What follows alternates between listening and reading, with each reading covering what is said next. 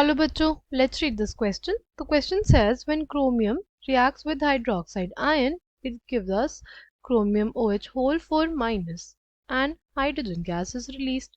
The reaction is balanced. The sum of coefficients of all the reactants and products is option A 14, option B 15, option C 17, option D 9. The key concept for this question is balancing of reactions. क्या हो जाएगा? Balancing of reactions, right?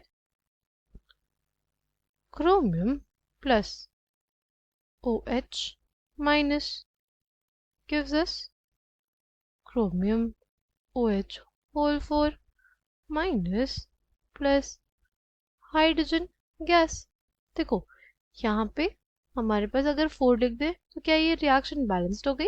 नहीं, reaction balance हो रही है, यानी हमें कुछ और सोचना पड़ेगा. अगर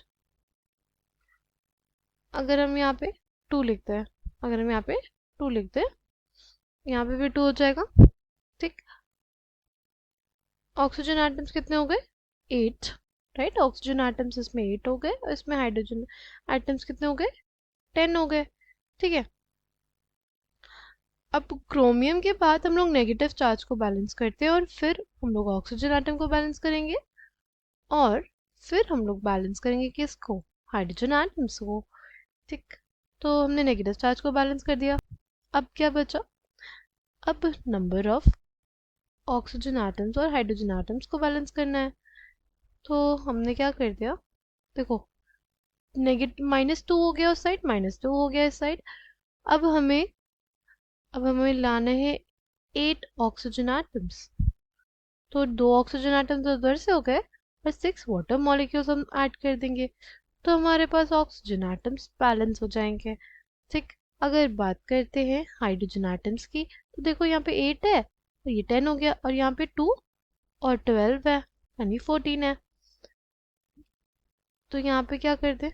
यहाँ पे अगर हम लोग 3 लिखते हैं, यहाँ पे हम लोग क्या लिखते हैं?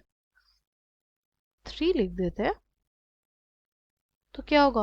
हमारे पास बैलेंस हो गया. देखो 8 हाइड्रोजन एटम्स और 6 कितना? 14.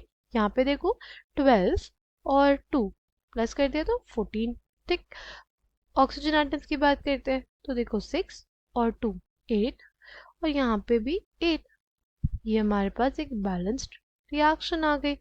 अब हमें करना है सम ऑफ कोफिशिएंट्स. तो जगह 2 प्लस 2 प्लस 6 प्लस 2 प्लस 3 कितना हो जाएगा? 10. 10 प्लस 2 12, 12 और 3 15.